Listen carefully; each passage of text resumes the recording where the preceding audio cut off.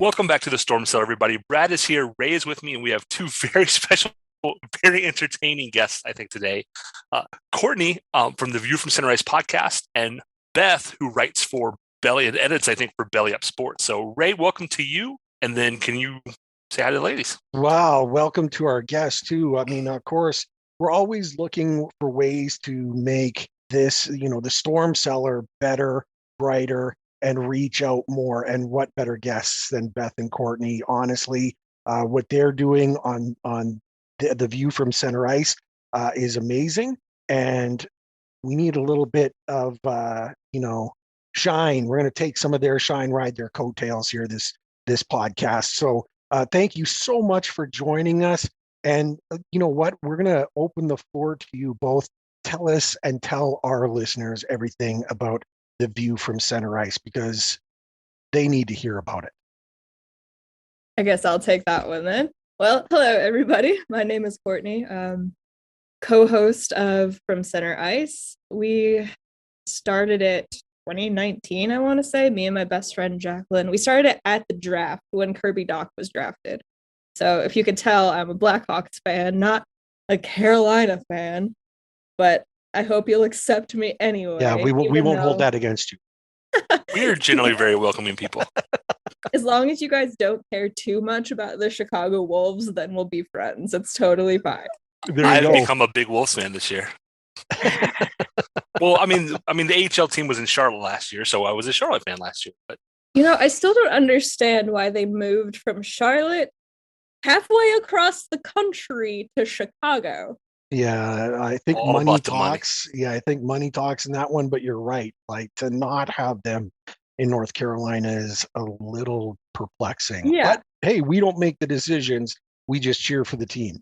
That's true. It's much easier for me, being a fan and season ticket holder of the Rockford Ice Hogs. We're just down I-90 from the Blackhawks. So it's a lot easier than what you guys have going on there. But and there's an Ice Hog connection, because we have an Ice Hog. His name is Stormy. He's 9 feet tall. He's amazing. Oh, yeah? Yeah, we love him. Stormy's awesome. You'd love him, Courtney. He's cute. I don't know about that. He's cute. You'd love him. And so, Beth, I know. So do you both write and edit for Belly Up? No, I write for Beyond Women's Sports. Oh, excuse me. I keep saying Belly Up because that's Zach's thing. And Zach is the one who introduced these folks to us. He introduced everybody in this podcast to everybody in this podcast. Yes, this is true. So I edit for Belly Up, and then I write and edit for their sister site, Beyond Women's Sports, which is focused only on women's sports. Which is perfect, because that's why you're here. So Ray and I were talking even tonight pregame. We're like, so Emily Castonguay, I think, is one of the big stories of the season, in my opinion. Second female assistant GM hired by the Canucks. Also an excellent hockey player in her own right. She has a law degree.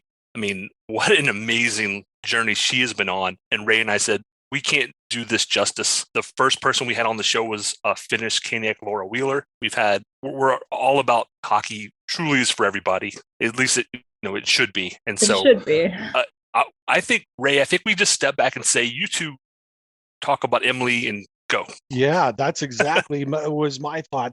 We've read the history, her amazing acumen, but we're going to turn it over to you. Tell us about the signing, the importance of the signing. Tell us everything about her, Emily Castonguay. I'll hand this one over to Beth first. I was going to hand this one over to Courtney first, because I'm not super familiar with Emily's pedigree per se. I know, she's a great agent. She's done a lot of really good work, but Vancouver's not really a team that I follow in any way, shape, or form. I know that a signing of this nature is amazing. I was just at the ECHL All-Star game, where I watched women play the game of hockey with men on the same ice, awesome. In the ECHL All-Star game. I cried. There were little girls really who were like, she looks like me. She has an Elsa braid. One of my friend's daughters was like, she has an Elsa braid, talking about Ellie Thunstrom, because she had her hair braided so that she could have her helmet on. Two of the women were wearing half shields, which was mind-blowing. I was looking for bubbles and cages, and then I was like, wait, What do I see? I see I see women in half shields. What is happening right now? That's awesome. They gave them free reign to just play the game how they wanted to play the game. Allie Thunstrom scored a goal against an ECHL goaltender. God, I love her. Come on. NHL, if you're listening, that is how you grow hockey. Like, Right. Yes. I mean, all three of us can tell how excited you are. Ray and I mean, I'm not quite goosebumps, but I'm like almost there because that's how you get people into it. And it's about, I mean, for too long, hockey has been this like kind of, upper middle class white man sport. Mhm. And it's so much more than that. I mean, at least it should be. It's starting, and maybe we're falling in that direction, but please Yeah, and I continue. mean, even going back a few years, the last time we had an NHL All-Star game or event, the best part of that whole night was the 3-on-3 between Team USA and Team Canada with the women's team. Like that was the most fun thing to watch because the NHL All-Star event is usually not great.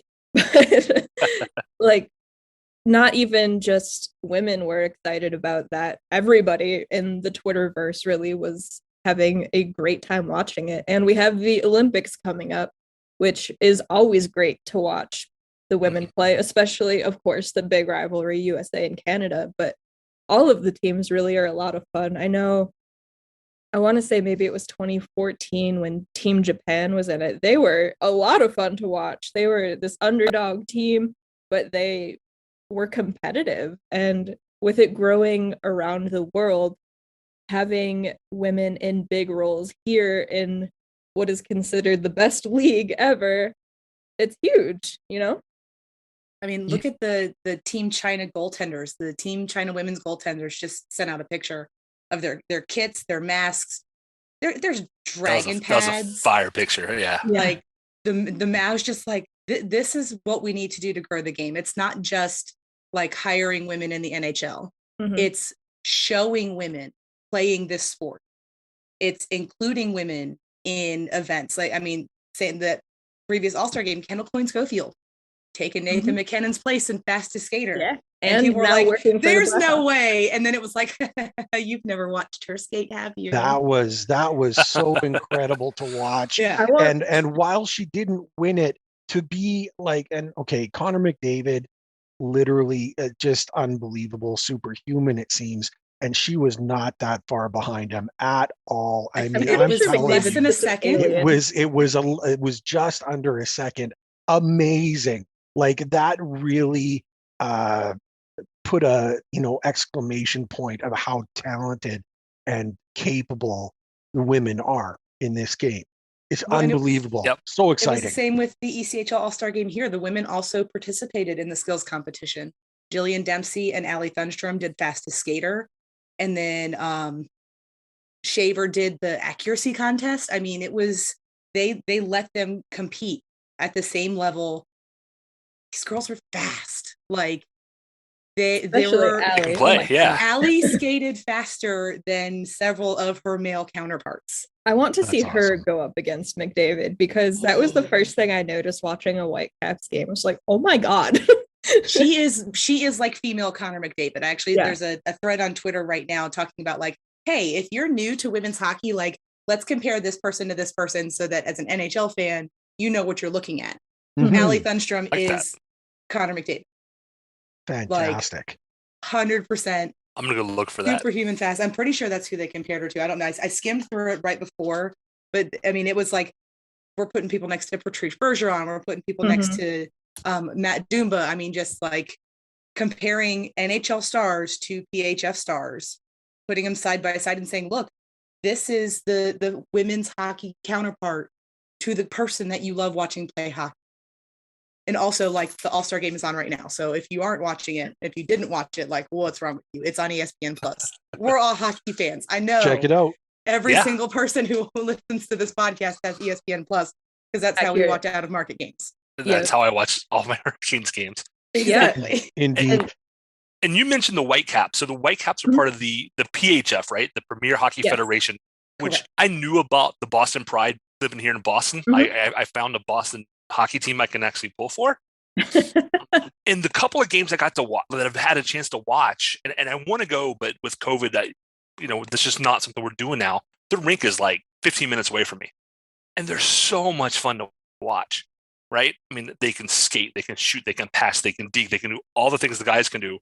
And I saw some of the day making a very patronizing, but they don't fight and they don't this and that. I'm like, dude, like on YouTube, there's a video of women's hockey fights. This is not 1950s. These are not little, skinny, delicate flowers who won't throw hands. I was like, I would not fight any of these women. You clearly never watched a USA-Canada rivalry game. No, right? Clearly not.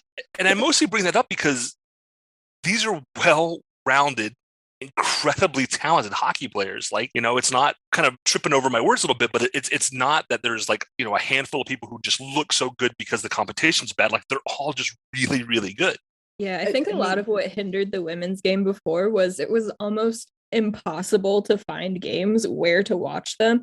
And it got better when they were on Twitch. I don't know if it was 2 years or if it was just last year. I can't recall. But now there's the last 2 years they were on Twitch. And now there's games on ESPN Plus. So they're a lot easier to watch now. And it's amazing. And also, these women don't get paid what the NHL stars do. So they have to have other jobs and careers. They can't just focus all of their energy into hockey. So yeah, the game's going to look different than an NHL game does. But when you take everything into account, these women are amazing athletes and they're so fun to watch. So having people transition from being players into these roles in the top league in the world, that's great. And I can only hope it keeps going and we see more of that. And you brought up a good point about like salary and having to work, 2 jobs. And the PHF announced just a few weeks ago, a $25 million investment in players. And Twitter, I think, really kind of blew up at that because the salary cap was going up to $750,000 from, was it 3 something this year? And last year was even lower, right? It was like 150. Yeah. So in just a couple of years, they're saying we're going to make the investment because this is something people will get into. This is worth watching. Like this is. And you said it, like I could see, like my niece and stuff wanting to watch women's hockey versus, maybe an NHL team because those people represent her, right? Yeah. And you can imagine yourself out there playing. And to think about it this way, the team salary cap in the PHF is $750,000. That is less than the league minimum for a singular contract in the NHL. So, I mean, these players are nurses, teachers. I mean, real estate agents, some of them are scientists, insurance agents, for God's sake. like literal microbiologists. Yeah. And they work there. There's a player on the Connecticut Whale who is an overnight nurse in a pediatric ward. She works from 7:30 p.m. to 7:30 a.m. And on game days, which are Saturdays and Sundays, there are times where she gets off of her shift, takes a nap in the car on the way to the arena so that she can get ready for a game later that afternoon. That's incredible. You're not talking about playing for the love of the game. That is 100% the definition of playing for the love of the game. It's amazing. There are teachers whose students wear their jerseys, running around school, talk about preparing the next generation. These kids are being taught by a professional women's hockey player, and they represent her everywhere they go. And so I'm going to take everyone into the Wayback Machine very quickly because, in me growing up, there was the huge event of the Lightning signing Manon Rhéaume. And across Canada, at least, and the people that I had a chance to speak to, you were in one of 2 camps. You thought it was great, or you thought it was a publicity stunt. One of the two to bring excitement to Tampa or whatever. They were doing something different. Esposito was one who signed her on and stuff. And so I had hoped that might be the diving off point that we're talking about today, and it kind of fizzled out. Mm-hmm. With the signings of Emily Castonguay, who wants to become a GM, assistant GM now, but she's got bigger goals. Is this the new jumping off point for I'm afraid to use the word, a more equality in NHL hockey?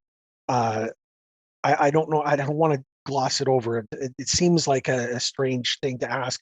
It fizzled out. Is this a reemergence of it, or and how long do you think till we get to that type of contribution where they're not hired in the background, as was stated earlier? There are plenty of many women involved in NHL, in BP situations behind the scenes, nothing up front.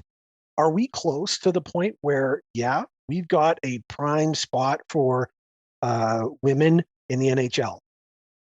I will 100% say yes. I mean, on the 18th, before her hiring was announced, Emily was listed as the number one female candidate to become the first female GM in an article by the Hockey News. They released an article of 15 women who could be the first female GM. She was number one. So it's becoming something that mainstream hockey media is talking about. This isn't just something that people are like, hey guys, they're gonna hire a lady to do this job. Like this is something that mainstream hockey writers are talking about. There's a ton of qualified female candidates out there to be in these leadership roles. They're doing it in the PHF. They're doing it for their country's teams. I mean, there are already amazing female GMs in the hockey world, just not in the NHL. So I think it's a matter of time.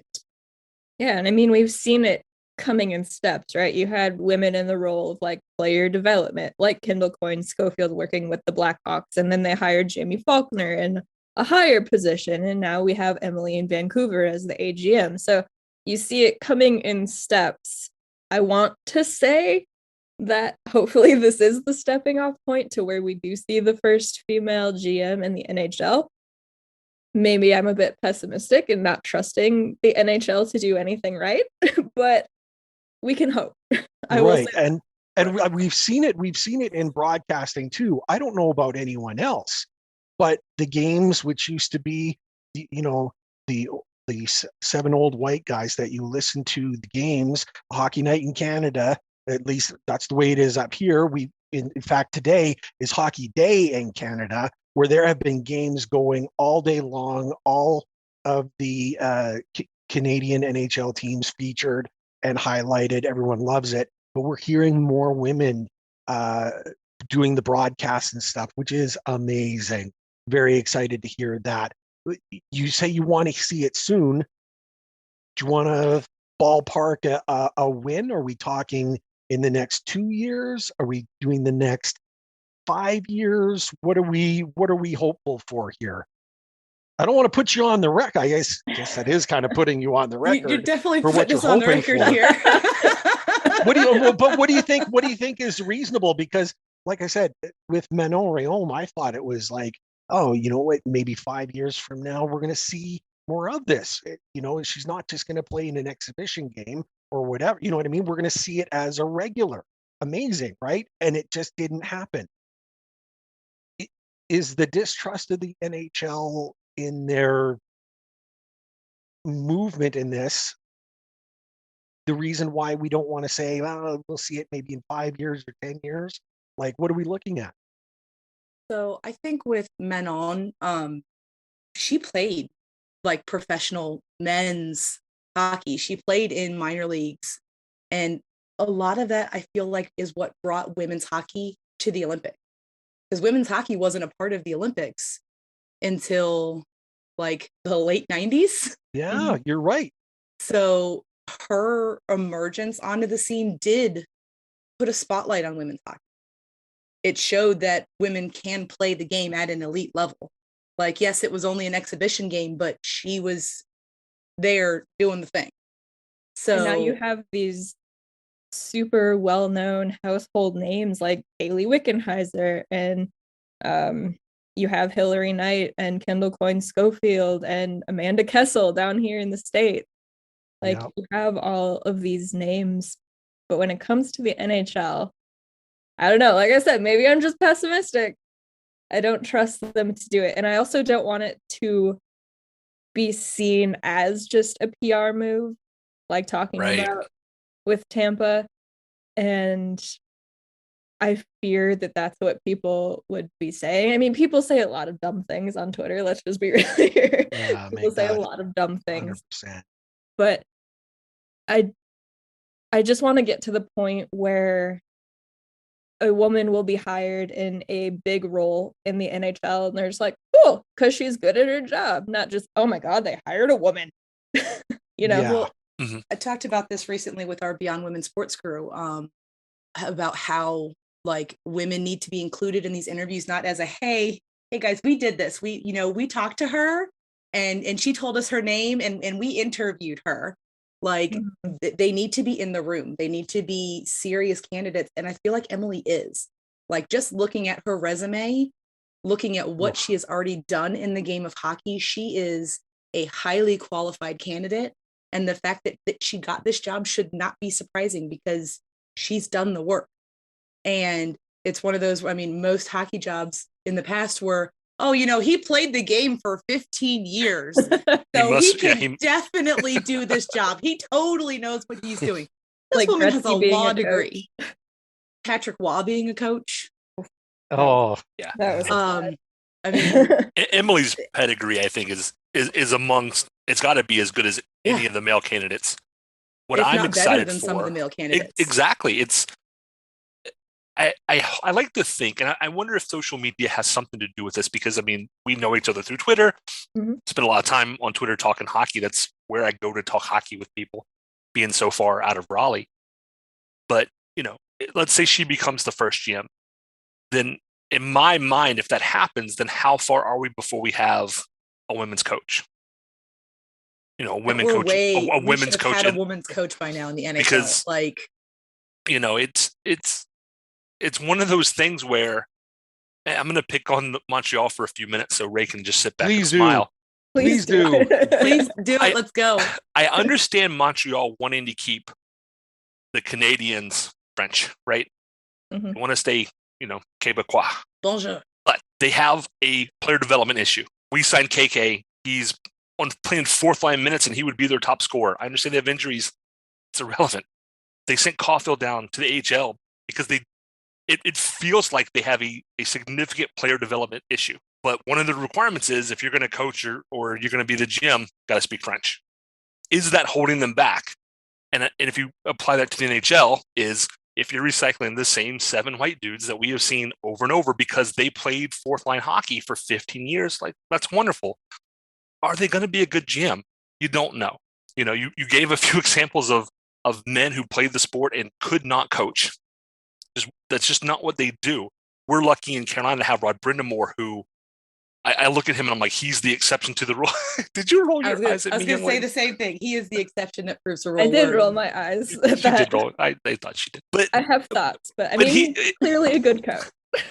He's both a player's coach and he has discipline, right? He's in the weight room first thing in the morning. Like last night he was at the NC State college, game, dropping the puck for the hockey team. And even those guys, after his locker room speech are like, we're ready to run through a wall for this guy. And he's been in the locker room for 15 minutes. Yeah, because he's a life coach, don't you know? Oh, is he? Yeah, totally. That's, I have a feeling there's a bigger discussion, like a whole separate thing we could talk about here. There's a From Center Ice episode called Rod Goddamore. Just go. I will make sure I find that and listen, and then I will have questions for you. It's probably around free agency time, if that gives you any sort of insight. Okay. So I'm somebody who, I think my past 3 jobs, I had women bosses in all 3 of them who were exceptional leaders who I really respect. The one I have now, I think she does a fantastic job. I work in IT. She's not a techie, but she also understands, for the example, she doesn't have to be on the ice playing the game. She understands the game.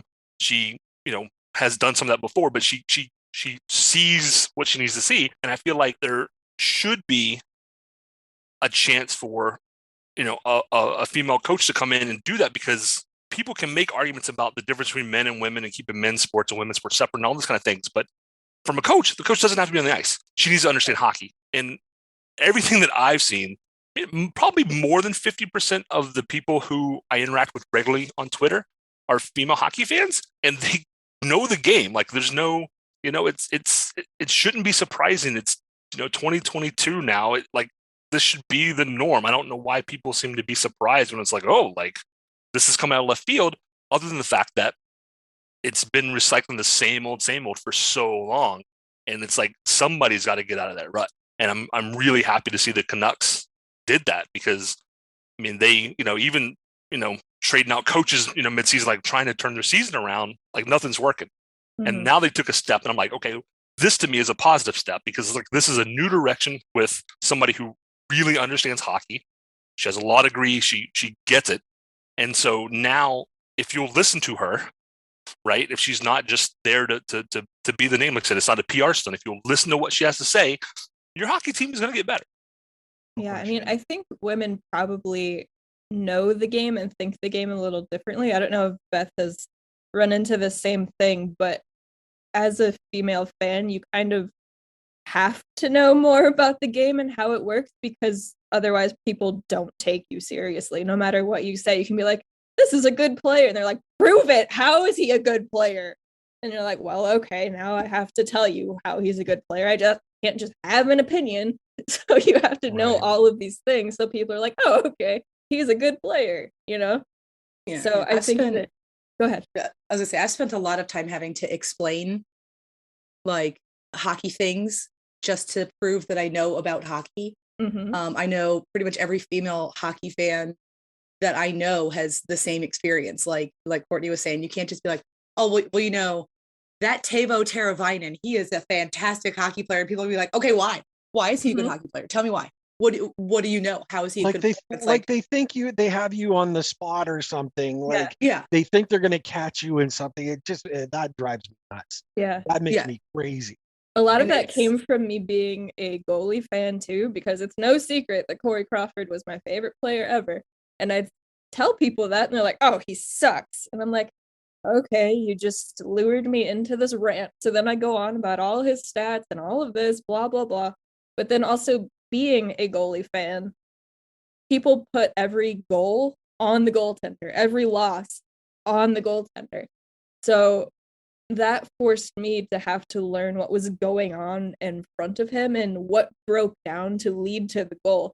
So I kind of have to thank being a goalie fan for my knowledge of the game and how it works, because I can see different plays on the ice where things just went horribly wrong and led to a goal. Sometimes it is on the goalie. They mess up. They're not going to stop too. them all. Yeah. But a lot of times something happens with a forward or a defenseman or whatever, and then the puck is in the back of the net. Brad and I spent a good portion of the previous episode talking about poor Jack LaFontaine, who was hung out to dry by the entirety of the Carolina Hurricanes. It was unbelievable twice, and people were ripping on him because the goals were his fault. And it's like, did you watch the game? Did you see the high caliber opportunities? Did you notice that the game where he filled in he allowed 2 goals on 3 shots? Did you know that they were both breakaways? Right. Sorry, guys, like that you can't always put it on the goaltender. It's like you got to look at the entirety of the game. And Courtney, thank you, because there's more than enough dudes that I know that just you wish they would just shut up. Yeah, be thought of as a fool, but and not open your mouth and prove it. You know what I mean? Like that's what it comes down to. And I too am a goalie fan. I mean, part of that, I grew up in Norfolk, Virginia. My dad used to work for the team.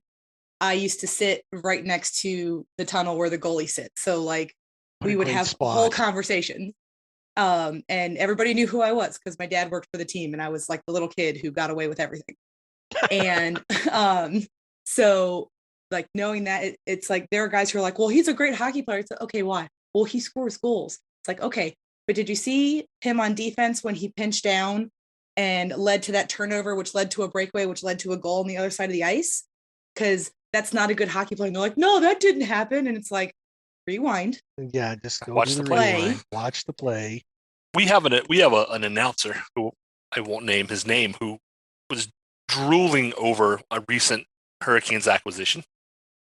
about how great he was compared to Dougie Hamilton, who he replaced, to the point that all of Twitter seemed to be like, why are you just drooling over this guy? Oh my gosh, he can't play defense.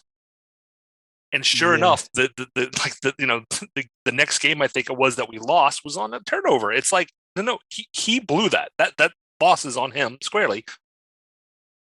It works both ways. And part of the reason I bring it up is, analyst's job is to, paid by the team, is to prep up the team, right? But as fans, I think you hit the nail on the head. I don't know what it would, I'm not being a woman, I don't know what it's like, but I do know that even amongst men, I see like, oh, I've been watching hockey for this long. Well, I've been watching hockey for this long. Well, I know about this random obscure fact about this. It's like, I don't care. Like, do you enjoy hockey? Yes. Then that's all I really care. Like, if you like hockey, then great. If you know a lot about hockey, great. If you know more than me, that's wonderful. Maybe I'll learn something. But I see how guys do that pairing up. And Sarah Sivian, who I think is an amazing reporter. I mean, she covers the Canes, but she's such a good reporter in general covering hockey. And I've replied to several of her messages and be like, I don't know how you do it. I just don't, because I would just blow up on people constantly. It's amazing. I don't either. Courtney and I have messaged each other several times and been like, I need to not yell at this stranger on the internet because they're doing this and I need to know. Please tell me to back away from my phone. Right. And I as an outsider looking in, I feel like on one hand you could be like, you know what, I'm just not going to worry about it and blow them off. But then at the same time, then the guy's like, oh, like clearly she's not a fan. Clearly she doesn't, like I feel like you're almost being put in a position where like if you don't defend yourself, then they just assume, that's just one more. Oh yeah, that's just oh yeah, she just likes the players because they're cute, kind of thing. And it's like, so you almost feel the need to defend yourself. Is that? Yeah. I mean, I feel like that's what it would feel like, not knowing. Mm-hmm. The amount of times I've been called a bandwagon fan, not so much lately, but before, because I started watching hockey right before the playoffs started in 2010, and of course I'm a Blackhawks fan, so that was. Welcome to our bandwagon. We're happy to have you on the wagon. Like that's my thing. People are like, you're a bandwagon fan. I'm like, cool. The more fans, the better. Hop on up. Same. Like hop on board, baby. Let's go. Let's ride this bandwagon. Let's do this. Like, we have more fans. Exactly. I was like, I'm not going to be called bandwagon fans, so I'm going to learn about this game and I'm going to know more than you so I can school you at every chance that I get.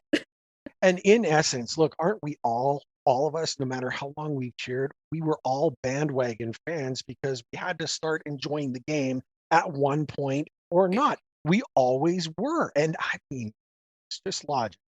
But we all had to get on the bandwagon at one point because we didn't know anything about the game. We picked it up. We saw it. Oh my God, look at how great this is. Look at that great player. Oh my God, like this is a fantastic. Yes, we're all bandwagon fans. We all got on at one point or not. Like, just use your brains. Yeah, you're the only time since I've grown up, I mean, I'm old now, but since I left my like mid-20s, the only time I've ever given somebody a hard time about being a bandwagon fan was when they were one of the bandwagon fans whoever's winning that's their hardcore devoted team of the week. And those people, I'm like, you don't love the sport, you just like being attached to a winner. But I tell people all the time, especially Hurricanes fans, I'm like, we're a small market team. If there are 500 bandwagon fans and you just, turn your nose up at 400 of them, that's 400 people who aren't going to come back. Or you could be nice to them and try and, if they want to be educated, educate them. If you don't, leave them alone and let them learn on their own. And then you got 500 new fans, right? It's exhausting. Yeah, and I mean, you guys haven't won the cup since days of Cam Ward, so. But we have won one, to be fair. I mean, Chicago has more, obviously, but to be fair, we have one. Yeah, you know what? And like a lot of people have been writing me about that and stuff. Hurricanes only have one cup, and usually those are Leaf fans and Hab fans, and I don't have to go very far to point to them and say, guys, when were the last time you were in? Before I was born, and I'm almost 50. Yeah, Before there so were, Don't there- I remind mean, me of my Toronto Leafs. before there was more than 6 teams in the league. yeah, exactly. So guys, you know what? Just The old 24 cups and counting. Oh, and how many of those were against 5 other teams? And you got first pick on all the Canadians? Oh yeah, Oh. yeah. I bet you do have Oh, 24 oh, cups. yeah. Congratulations. the Don't team Congratulations. that shall not be 1967. I just need the Yes. Leafs to win a first round. My wife does too. She's a huge Leafs fan, and I, you know, I cheer for them for her sake and sanity. And it's been such a struggle for them. You know, I'm Hurricanes died to the wolves since heart, and that's Well, from that. And we're very excited for tonight's game against the Devils, which is Whalers night. Something that I absolutely love. But yeah, like just to see how much they struggle, just win one series. I mean, there might be a parade if they win one series.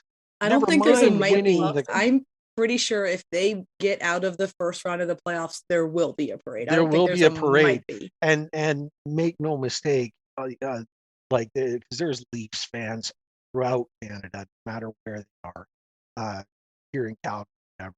And if they should ever win the cup again, Canada will shut down.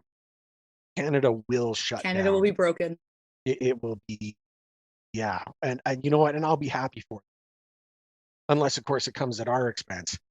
But I'll be happy for them in the grand See, scheme of it things. couldn't really come at the Hurricanes' expense when it comes to the final, though, because would've you're had- both Eastern True. Conference teams. It would have had to have So- been last year. Yeah. When Yeah, they were well, in yeah. the Yeah, that was Central the winning Division. games. Yeah, I for was. no That's what I damn was. That's what I was hoping for. Last year's setup was so unique. I was like, oh, maybe. A lot of people were making fun in my situation, and they're all saying, "Can you imagine if it's the Hurricanes and Leafs in the final? Man, Raymond's house is going to be just war zone because." Yeah, I mean, fighting over, you know, what my dog, which bandana my dog will be wearing, the You're going to be Hurricanes taped bandana. down the middle of the house. I'd be split. It'd be split off. They were You like better hope the remote's on your side of the house and not her side of the house. Like, exactly.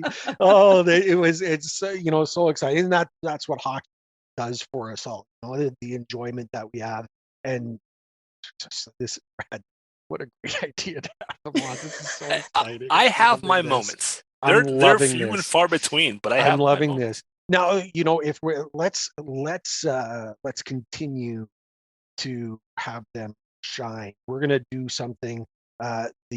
Our a little game that we kind of came up with for the players themselves for the Hurricanes, but we're kind of expanding this a little bit, okay?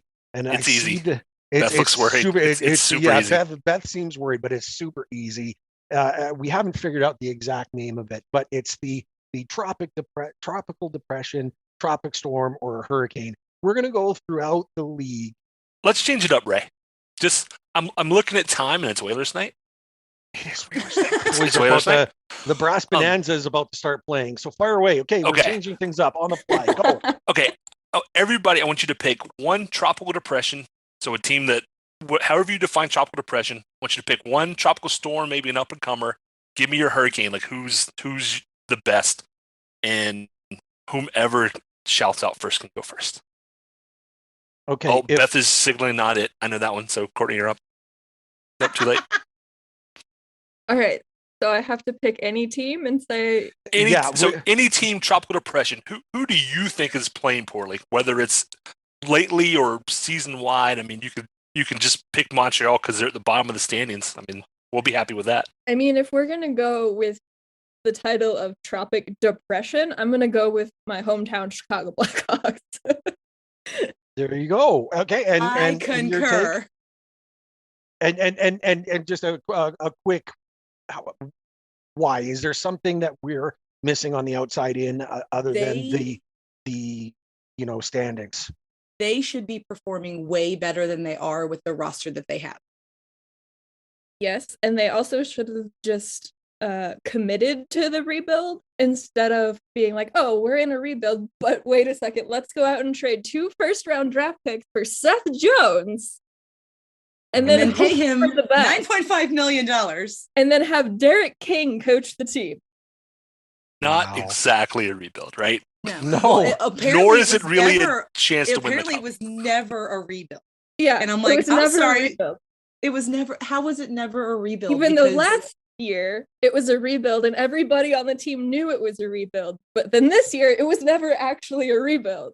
Like, just kidding, guys. Never a rebuild. That's such a very original Six thing. Like living here in Boston, like, oh, yeah, we're not rebuilding. It's like, yeah, but you're not playing that well either. So at least you can call it whatever you want. Good. Yeah. But Chicago lost to Arizona. to Arizona. The Hurricanes almost did. Almost. But they didn't. Yeah, very, very close. True. Way too I was close trying to to make my you feel better. comfort. And but I mean, there are games that they should, on paper, have no problems winning, and then they lose to Arizona like ridiculous number of goals to very tiny amount of goals. When they get the goals, they don't get the save, like last night against Colorado. When they get the saves, they don't get the goals, like getting shut out by Colorado. Like, ugh. Yeah, it's very frustrating to be a Blackhawks fan. It has been for years, but it's so frustrating right now. I mean, if you showed me the roster like you did at the beginning of the season, it's like we have Marc-Andre Fleury, the reigning Vezina Trophy winner. We have Tyler Johnson. We have all of these people. And I was, like always, cautiously optimistic to begin the season. Preseason, threw cautiously to the wind because I was like, oh my gosh, the Blackhawks are actually kind of good at hockey right now. I know it's preseason, but they're kind of good. And then the season. And then they didn't win a game in October. And then they went Yikes. 1-9 and And then they fired Jeremy Colleton, which have whatever And then- thoughts you want about that, and brought in good old Derek my buddy, King. Derek King, Courtney loves Derek King. He's her favorite. who couldn't lead the Ice Hogs to winning against a junior team. So everybody loves him because he's a fun guy. Like, yes, Derek King, the human, great guy. Derek King, the coach, I That's don't so want good. him anywhere near my team. The way she like, hit the way depression on the he- head, I think, here. The way Absolutely. he Absolutely. told Alex DeBrincat that he was in the All-Star game, I was like, I kind of liked you as a human. I don't like you anymore. Because it was basically like oh yeah, I totally forgot. Alex, congratulations, you're an All-Star. All right, everybody, let's go have a great day. I mean, not to mention everything else surrounding this organization, which we don't really need to go into, which also leads to tropic depression. Yeah. But Yeah, we talked about that a lot. They did. Yeah. It was a good great episode. deal. Thank you. You. Thank you very much. So, okay, Beth, I'm going to put you on the spot. That was Courtney's Chicago score. I'm not going to let you piggyback off Courtney. We need one from you, Beth, and I know you've got one. Certainly. I do. I mean, if I can't go Chicago because I wholeheartedly agree with my cohort here, Courtney, I'm going to have to go with the Arizona Coyotes because not only are they a tropical depression on the ice, they're a tropical depression in the front office. They are about to start playing in ASU's 5,000 seat arena, a professional hockey team playing in a college arena. Like, I mean, I know everybody's bad. like, Quebec can't support a team. Nah, you know what, Gary? I'm sorry. Your experiment has failed. Please take the Coyotes, return a team to Quebec, get the Nordiques to buy the logo back from the Avalanche because you know they're going to fight for it. And just say hockey in Arizona did not work. I mean, I hate Brad Marchand, but he put it so well on Twitter that it's 5,000 seats. They're going to have to give away 4,500 tickets. It's going to be the same situation. Yeah. If they can sell tickets for like 10,000 a pop, they can still, break even for the year. Yeah, somebody was like, how much are tickets going to be? I was like, I don't know, like 75K a seat. At least. That's a good one because I didn't even think. I mean, their hockey's been bad, but you're right. That arena deal, the experiment's just not going to work, Gary. Just Well, what the water bill? The water bill of $1 million, the water bill that wasn't paid, or Oh, whatever all they the were back behind. taxes. Oh, The it's- back it's taxes and awful. everything, guys, you can't make those kinds of mistakes. You're a It was quote a professional. it was a quote clerical team. error. It was a clerical error. Right. Somebody forgot to put the stamp on the envelope. It got returned to us in the mail. I'm sorry, this isn't 1999. You're not like trying to figure out if you're going to keep your lights on or like get groceries and be like, oh no, the check came back. I'm so sorry. It's 2022. Nothing is done on paper. Yeah. It's all electronic. You cannot tell me it was a clerical error. You are a business. You have to pay taxes. That's how this works. Obviously, Phoenix is not the place for hockey. I know I've heard some people say Flagstaff may be the place to go. I mean, if you want to keep hockey in Arizona, then, I mean, why not the town where the Chicago Cubs training camp is? And there's all sorts of, people from the Midwest who retire out there to get rid of their allergies. My dad's like, yeah, we're retiring to Arizona. I'm like, good luck. Yeah, Enjoy the desert. And that's funny because, I think that a lot of people thought, and you think about in Canada, so many people, the Snowbirds going down to Arizona, you'll give them a team to pick up when they retire down there or whatever. You'll have tons of support. And on its face, it sounds like not a bad idea, except if it's not run properly, if it's not marketed well, if they can't put the product on the ice, just because the fans come from other locations to a different place, they still demand, success. I'm not going to lie. That's why hockey in Florida is so successful, because we have a very large population of snowbirds. That's why we have 3 ECHL teams. That's why we have 2 NHL teams. I mean, Sure. hockey in Tampa, hockey in Sunrise, it started out for the snowbirds. But now Sunrise gets a lot of hate, but I had a lot of fun down there. Oh, no, but I mean, the team, like the idea of Southern hockey, it started as a lot of people from the North and the Midwest in Canada retire in Florida. Mm-hmm. So let's give them hockey. But now I think professional team wise, Florida has the most professional hockey teams out of any state in the country. Wow. We have 3 ECHL teams. We have an SPHL team. We have 2 NHL teams. And that's just off the top of my head. That's awesome. If you go to a Rangers Hurricanes game, it's 50% Rangers fans. Mm-hmm. I mean, it's the same kind of a deal, right? You have people who move, especially from like New England, more so than Canada. They move to the Triangle for the jobs, and they're Hurricanes fans. 39 home games a year, and those 1 or 2 games that their favorite team is in town, they, old loyalties die hard. I live in Boston. I'm not a Bruins fan. But I mean, I've been to several Lightning games. It's usually 50-50, regardless of who they're playing. Even now, there's still a significant number of visiting fans. I went to a 2015 finals game as a Hawks fan, and they were like, I'm sorry, ma'am, we can't sell you a ticket. I was like, Florida license, try again. So, I mean, because they tried to pull that same thing that like Nashville does. Well, if you don't live in our viewing area, I'm like, I live in Florida. Sell me my ticket. But I mean, that game, it was 50-50. It was a lot of Blackhawks fans, a lot of Bolts fans. There were people who were trying to cheer the anthem. I'm like, this is not our house. Shh. Right? Be respectful. This is not the place. I can't even believe that whole rule existed. The fact that you had to show the Hurricanes. Like, that blows me away. It's still a rule that exists in Nashville. When it comes to Blackhawks games, it's called Block the Red. St. Louis did it too. Yeah, like for our finals run, Blackhawks game, you cannot purchase tickets in Nashville and St. Louis if you do not live in their viewing area. Wow. Yeah. So for Hurricanes games, Ray, you could not purchase tickets if you lived outside of one of like 5 zip codes, or one of 5 area codes. Initially, you could, but I think it was after 24 hours. But by 24 hours, all the seats were gone. And then in my head, I think of all of the times that you and I, Brad, say that hockey is for everyone. Is it really? Is it though? Hockey should be for everyone. I get why they do it. To grow the game. They refuse. They absolutely refuse to grow the game. I know why they want to do it, right? They don't want to feel embarrassed by the other team having, but it's this is America. It's late market. It's late stage capitalism. Whoever has the money should get into the game. Yeah. There you go.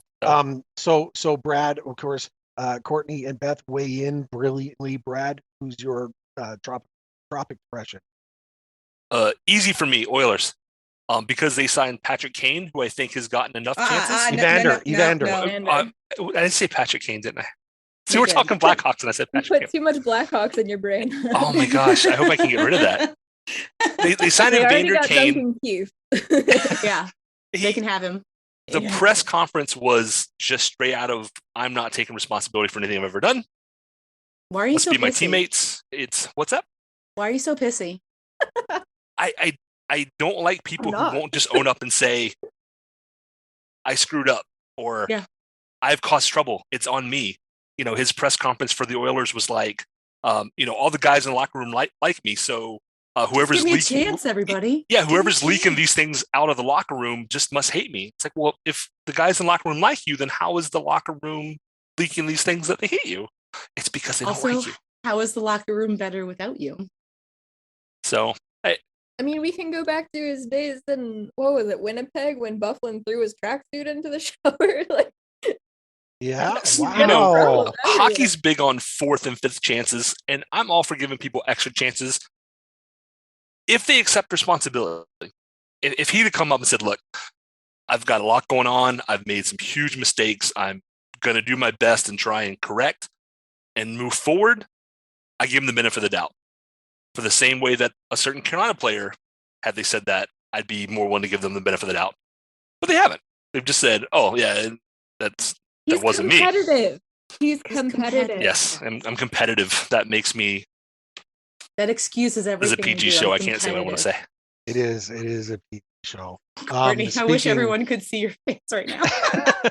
And speaking of, because this is a PG show and this is ridiculous for me, you all know who my Tropic impression is, but it isn't just because of their abysmal performance on the ice. It's what they did off the ice previously in signing of a young man who was in Sweden, and they put the word out. They drafted him, and they actually put the word out for this young man. Do not draft him. He Don't even draft said, me. "Don't draft me." He said, "Don't draft me," and they drafted him anyway. This young man who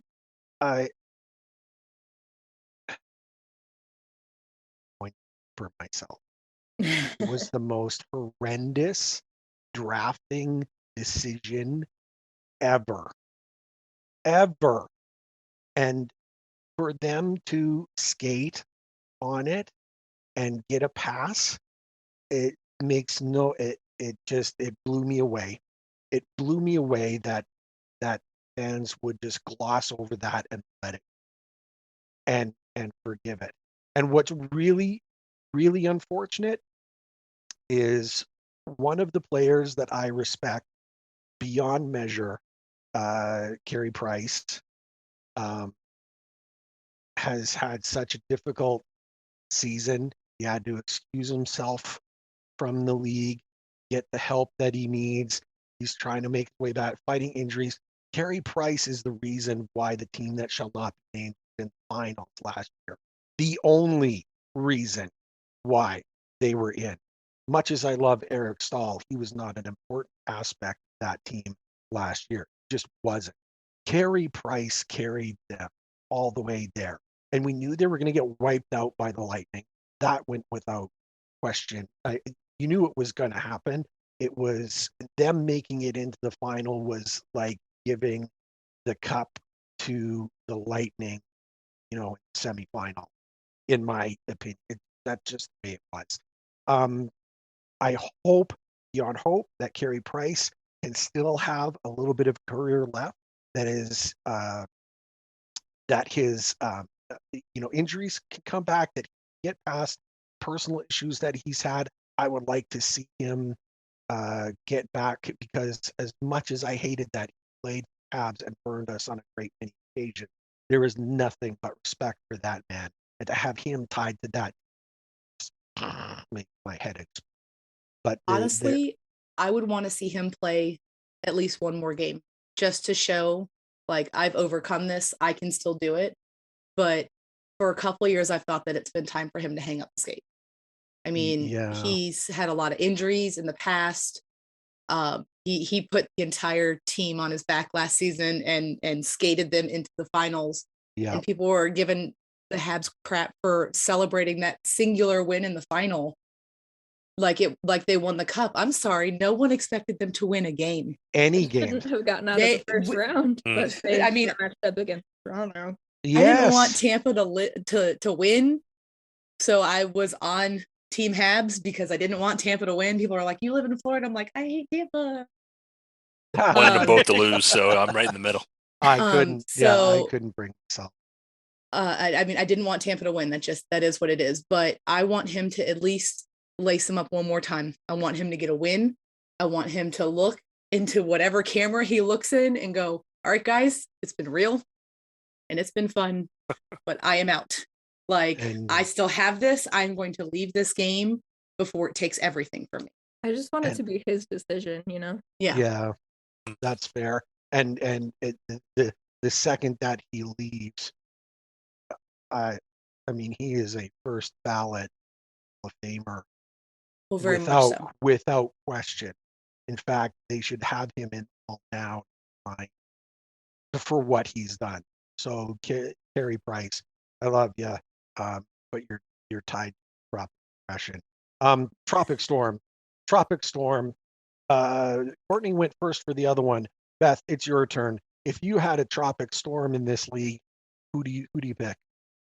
That's like, I need a description of this So because maybe- I was so- in so Florida, so maybe- a tropical storm is so not, maybe not something maybe that's like- good.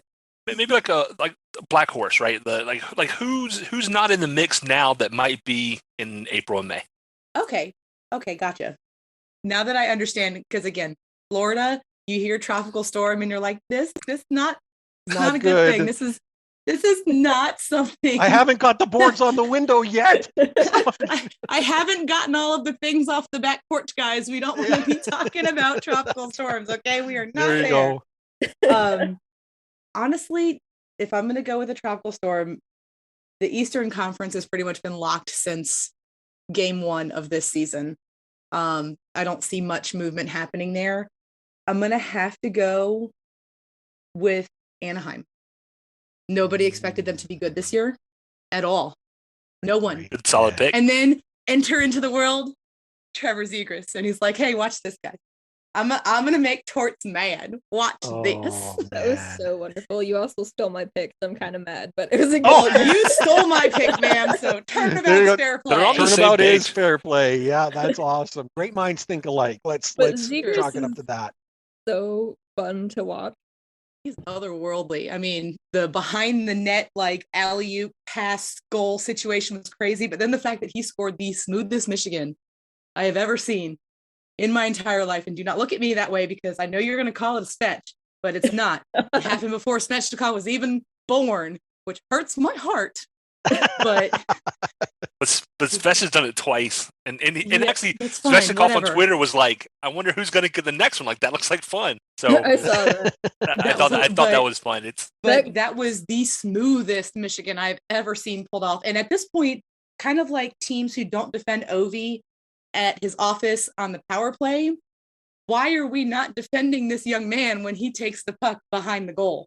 He's Like- like, I wanted to say he's like the new Gretzky, but I'm gonna not say that because of everything Gretzky did. But the behind the net thing, he's like the new Gretzky. Yeah.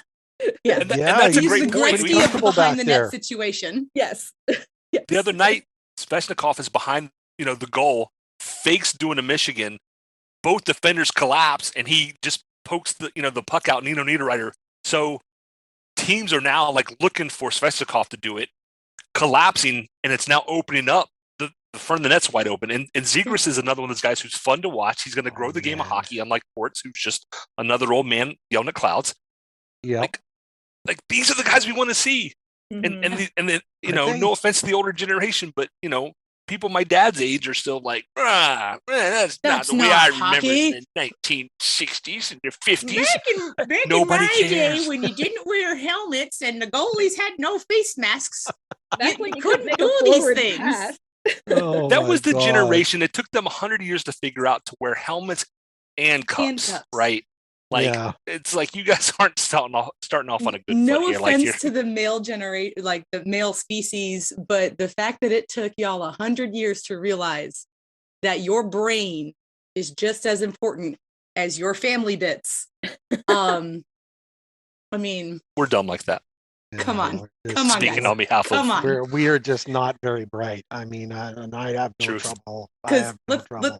bring it back to the admitting women that. real quick. They still wear bubbles and cages because like dental work is expensive.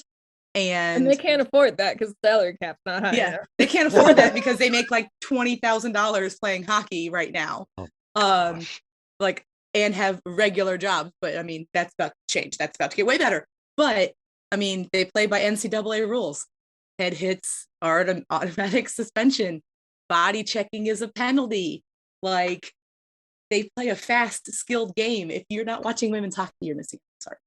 Right. And I Also- would say, I used to tell people, if you like watching Olympic hockey, you'll love watching the women's game because I think they're similar and they Mhm. emphasize skill over the old, Broad Street bullies and whatnot. That's what I like to watch. I mean, do I like hard hits? Yes. Do I like seeing somebody get hip checked and float through the air sometimes? Yeah, sometimes it's really fun. Yeah, But I mean, what I really want to see are guys like Zegras, guys like Aho, Svechnikov, who can do things with a puck and a stick, and you just go, I don't uh, I don't know how you warped physics to make that happen, but you did repeatedly. Yeah, last night's Blackhawks game, Cale Makar scored a Cale 180 Makar. foot empty net goal, top shelf. I'm Like, so I'm sick of sorry. hearing that name. I'm sorry. That's Top just showing shelf, off. how did you- How did what in the physics just happened? Like, I am still in shock over that overtime goal. Can we not go there? Can we not talk about that? I'm No, thank sorry. you. I'm No. we I'm have so to. sorry. That sorry, was but other I must be- Galaxy performance.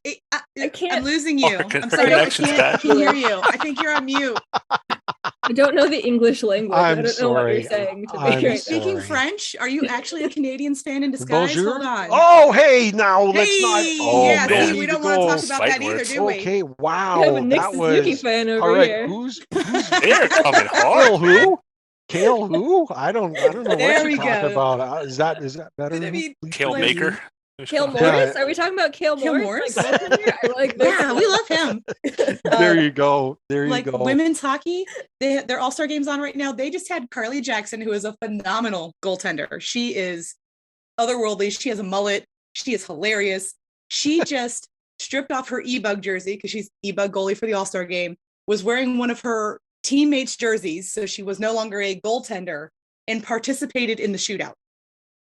That's like, awesome. outstanding. They make hockey Okay. fun. That like is in fun. her pad, pillows, the whole 9 yards. With a skater stick, went and participated in the shootout. Like, That's amazing. come on. That's what So All much Star fun. games are about, right? Oh, Yes. like Like, that's to what, watch a and people replay. are like, that's not Carly Jackson, that's Binkle. That her jersey says Binkle, so that's not Carly Jackson. There no, you no, go. no. In No, a no, hat no. with aviator sunglasses on. Just saying. Like, That's even better. That's amazing. That's he even is better. otherworldly. Like, Awesome. Awesome. Courtney, who's your tropic storm? Oh gosh. Well, before I say mine, I must say that another player that I like for Anaheim is Maxime Comtois, and I think he's a very Yes. good player. So, do I have to think they're going to make the playoffs or just be better as the season goes? No, it's However you want to define it. However we're leaving that definition up to you. All right. they are so- stormy, but not quite like gonna murder you. All right. She's so- from the Midwest. She doesn't understand hurricanes as much as some of us I don't do. know what a hurricane is. It's like a nor'easter, Oh, what? but warm. A tornado? Yeah, I it's guess nor'easters it's don't like get the that far into it. tornado watch, not the tornado warning. Oh, okay. In that You got to case, put it in terms that Midwesterners can understand. There you go. the It's like a corn hot might dog with slightly pickles, bend, but not it like a won't be great flat. hot dog with pickles. Yes. Yeah. Like an the- okay hot dog with pickles. Is that right? I think. Wow, It's did like a this hot ever dog with spin out of ketchup. control all of a sudden? It's like, no, hot dog with ketchup is not. We don't. I've talk never about been to hot dogs with Chicago. ketchup. I don't know. Oh, don't get a hot dog with ketchup in Chicago. Don't do it. That's the only way I eat it. It's very sacrilege, I know. But my tropic storm is the New Jersey Devils. Oh, Oh. okay. I could see explain it. I mean, Once Mackenzie Blackwood learns how to be a goaltender again, because I don't know what happened to him outside of his heel surgery, but he's had games where he's been amazing, and then he's got games where I don't know that he's even in the net because the puck just keeps going in. But once he figures out how to goalie again, this team is going to be a lot better. They're already very exciting with Nico Hischier playing fantastic hockey, Jack Hughes playing fantastic hockey, Igor Sharangovich, Jesper Bratt. You got all of these players, and they're all super young, super fun to watch. They just need to get the goal. And once Dougie Hamilton is back with Oh. Ryan Graves, like Yes. he skated today with a cage in a black no contact jersey. So Mhm. So he's y'all better watch out over there on the East Coast because Yeah. they're coming. I just because I have to do this. That whole shot about the Habs stuff. Brad, you didn't happen to check the score just now. Yeah. Cue I the know. cue the brass bonanza. I know. It's one Cue to the brass nothing. bonanza. Don't get You mean to too sing it for you? excited. Dun, dun, dun, dun, dun, dun, Yeah. dun, dun, dun, It's only the dun, first dun, dun, period. dun. there's still Mark lots Nook. of hockey left, gentlemen. Oh, always It's lots not of even hockey. halfway through the first. I yet. will say though, exactly. it was cart it before was the horse, boys. Cart before the horse. No, we're just celebrating the playing of the brass bonanza on We just- Whaler night. we're just Uh-huh. big music For fans. me, that honest, that's legit. I mean, I love the goal, and That's the my fact ringtone. that but I mean, the brass bonanza, as a Whalers fan from northern Alberta, starting in the '80s, hearing that song triggers pure joy for me every time I hear it. And so, Well, I that's never good. when the did opportunity love the arrives, Whalers. Tonight. pardon I me? never didn't love the Whalers. I- Like I feel like Great. everybody liked the Whalers because they were like, I don't know, like a three-legged dog. Like you knew he wasn't vicious. Like you knew you could outrun him even if he was mean. So everybody's like kind of nice to him Oh, because they my. just, you were inconsequential a little bit. So are the Blue Jackets like the present day Whalers? Mm, I feel like this season for sure the Blue Jackets are like the present day Whalers because I don't know anybody who doesn't have like a piece of their heart in Columbus right now after everything they went through in the offseason. That's no true. question. No So, question. Oh my God. I that feel like was- this season they are our three-legged dog. We are Yeah. all like secretly rooting for Columbus, even sometimes when they play our own team, I've because they're always had a playing soft for. spot for Columbus. I have a Columbus Brandon Saad jersey because I thought that was going to stick. I have a Bobrovsky jersey. They put the boots to the Hurricanes earlier this season. Too, I So noticed. I was like, holy cow. They also What gave a- us one of the best games to look back on too, though. So it They evened did. out. Yeah. It You evened know, out. yeah, it has I even mean, out. they gave us Seth Jones, so it's going Yay! there. There you They go. Seth Jones, Exactly. and they took Adam Boquist, so it's Sure fine. did, and two Everything. first round. Brad, your And tropic they have storm. Cole Sillinger. They're like, There you go. it's great. It's wonderful. I don't Um, feel any pain at all. I kind of hate to say this, but and maybe it's not even unexpected. I think my tropical storm is going to be Boston because they've taken a step back. I don't think they're a cup contender, and they've definitely taken a hit. I mean, they're halfway down in the Atlantic. They're halfway down the league. They're like 13th, I think, out of 32. So they're above the the median, but they're just one of those teams that never count them out. They can come at you hard with skill, size, speed. If they I feel can like get it all less put together. size now. Now that Chara's gone, less size. They have finally figured out that and Chara is excluded from this. I don't mean Chara, but they have finally figured out that putting 6'4" pylons who can't skate on defense is probably not going to work in the modern NHL. So I at least give them credit for that. Their average size got significantly lower when Chara left. Significantly lower. Yeah. Wow. No kidding. I mean, But now they have Tuukka Rask back. yes. ooh, Do you guys know what time it was? It was 5 past Rask. Oh, It's a joke from when we ran. that's fine. first We period. took his cup, so there we go. in 17 Ba-doom. seconds. The only number I love care Tuukka. about is 17. Now, if I had, okay, I'm going to jump in. If I had to pick one, and this is more low hanging fruit in so much as it's in the community that I live in, the Calgary Flames are a tropic storm. Sure. They have, first of all, they made a good decision in their selection of coach. Sutter, although a retread who has been around in the past, he has the means to capture the attention of the players that they have. And the players that they have are unbelievable. Jonathan Gaudreau, if you want to see fast, quick, skilled, with just unbelievable awareness on the ice, on ice awareness, watch Gaudreau play one game. You don't even need a whole game. You just need to watch the first period and his shifts. He is unbelievable. His talent, his skill. There's some players that have dropped off a little bit. Mangiapane, I said his name wrong. And No, you got it. he started out great. He's dropped off a little bit, but they've got a lineup that skates hard, puts, they'll hit you hard too, but they can put the puck in the net. And then let's look in the net. Markstrom, He's the been man is Solid. Yeah. He is. There's not a team in the league who would turn down an offer of him in their net. You know what I'm saying? maybe Like, Vancouver. yeah. Well, maybe. I mean, Vancouver Edmonton probably would as well, because they're like, no, we're going to stick with this guy who we're just They've going to got make fun of. Mike It's fine. Smith. Oh, you know what? They We got got Mike Smith in. Mike Smith. Yeah, and poor Koskinen. There's a When guy Koskinen that was like, I don't score goals, I was like, well, Mike Smith did. yeah, he did. But you know what, Koskinen, that I guy. feel sorry for. You want to talk Mhm. about guys who hung out to dry. Koskinen, yes, he gave up some bad goals, question, but that Then is a they went and guy. called him out. Like, what are you doing? What are you He's exactly? like, I don't score goals, Courtney? guys. What are you? I don't What are score they goals. doing? And the spotlight on that team in Edmonton is intense. It's maybe not Toronto intense. There's nothing quite like spotlight that is shone on the Leafs. But when you look at Edmonton and the fans, they have a certain demand of their team. It's the same kind of around Calgary, but not quite as intense. And poor Koskinen. I mean, there's only so much that he can do, and he is not the answer. They need Mike Smith is not the answer. If anyone needs a goaltender, and we spoke about him earlier, man, could you imagine if they wheeled a deal to get and Carey Price, giving him his last hurrah in Edmonton? That'd be something. I mean, Carey Price is. Imagine Carey Price last year in Edmonton.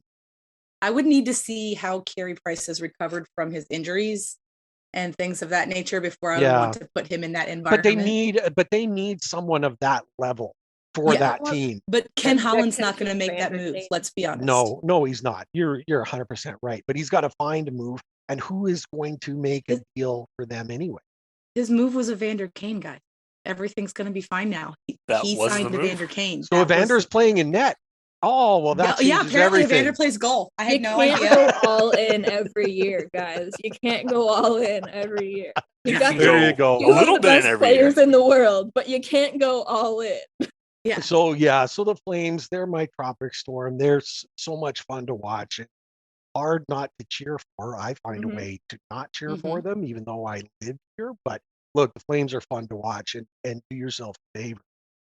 Check them out when you get the opportunity, because they're intense. Oh, and yeah. they're- I'm a big and fan of they're- the Kachuk brothers too. I so- love Oh man, the Kachuk brothers were my last man in votes. Like when it came Oh, yeah. to the All-Star Were game, they? I voted Good for for both you. Kachucks. Nice. I voted for Mr. Sechnikov. they're and I big voted for old Nazem jerks, Kadri. but they're fun. yes. Like the fact that they were both on the last man in ballot, I'm like, how can you not vote for both Kachuk How brothers could if you they're not? both right Right? here? How can you not? I mean, one's so going to the fun. All-Star game now. They're so Um, good at hockey, but they're also mean. They're fun. I They love are fun. They are very much their father's children. Oh yeah. Oh, very without much so. question. So Ray, for this last round, I'm gonna put a limit on you and I. This does not affect Courtney and Beth. You and I cannot pick the Hurricanes. man. So the last round is Hurricane. Like the Hurricane is like basically who's your cup contender? Like who do you see going? Like who do you think's the best team in hockey? Beth Okay. has her hand up. She's like ready to Let roll. us Go. have it. Okay. I don't want her to steal it. It's Colorado Avalanche. I think they break that second round curse this year. They can't get out of the second round. I think they break the second round curse this year. Hold on, let me bring my face closer to the talkie stick. I think they break the second round curse this year. Their whole team could be injured by the time they get to the playoffs. There's going to be no players. I mean, they're all getting injured now, which means that they will be healthy and they can pull Tampa Bay Lightning Back just in time, right? for the playoffs, and they can get a whole bunch of rentals in. Or, I mean, if we want to be honest, they can pull a 2013 Patrick Kane, because honestly, the Blackhawks were the first team to do this when he broke his clavicle They did. in that Was shortened season. 2015. Was it 2015, 2015? I don't know. They There were got so many. Antoine Vermette with the Oh, so such a good year. But anyway, he broke his clavicle, and they were like, he's on IR. And then the regular season ended. They were like, he is healed. He Hallelujah. has healed. He's a miracle. It was a miracle. Celebrate. At least he Celebrate. played most of the season, unlike Kucherov. True. And that will always make me mad. Yeah, because it was, and I mean, it was starting to happen again this year, and it's like, I know. Like, come on. come on. But no, I think it's the Avalanche. They're the team I love to hate. I love to hate them. I will cheer for them if they are not playing the Blackhawks. I just hate them. I'm on a Facebook that's- page with a lot of Avs fans, and Uh-huh. and I used to think Leafs fans were bad, Mhm. and the Avs fans are worse because they're the team that's like, well, you only have one cup. Like, well, you only have two. Like oh Yeah. my gosh! Like, if you Come on, want to pick guys. out a stat to like as a rub my young nose in, human, that's not it. as a young human, I bawled my eyes out when Ray Bork lifted that cup. I Oh. was super happy for Port. Like- I that was was happy awesome. for him too. That was a moment. And it was a moment where the entire hockey world was like, Ray Bork finally won a cup. Guys, Ray Bork finally won a cup. Oh my gosh. Like, and so, I mean, I will cheer for them definitely if they're playing the Blues, the Predators, the Oh, Red yeah. Wings. Yes. They're one of those teams where they play teams that I hate a lot. So there are many times I find myself cheering for the Avalanche because they play the teams I hate a lot because we're in the same division. Right. So, and I will cheer for anyone to beat the Blues and The enemy anyone of my enemy is to my beat friend. the Predators and Yeah, isn't that the anyone way? to beat the Red Wings. So I don't know. There's something this year. I mean, I know it looks kind of similar to last year, but something feels different. I There's don't a know if lot it's of players- goaltending. There's a I lot don't of know what it players that I is. like on the app, but just It's hard to argue. Don't with like that 'em. pick. Yeah. It's hard So to so argue with so that maybe pick. that wasn't going to be Courtney's pick. Courtney, who do you have then? Who's who's your Uh-oh. top team? Who's moving forward here? The hat came off, guys. This is serious. Oh, Oh, the hat came off. Uh-oh.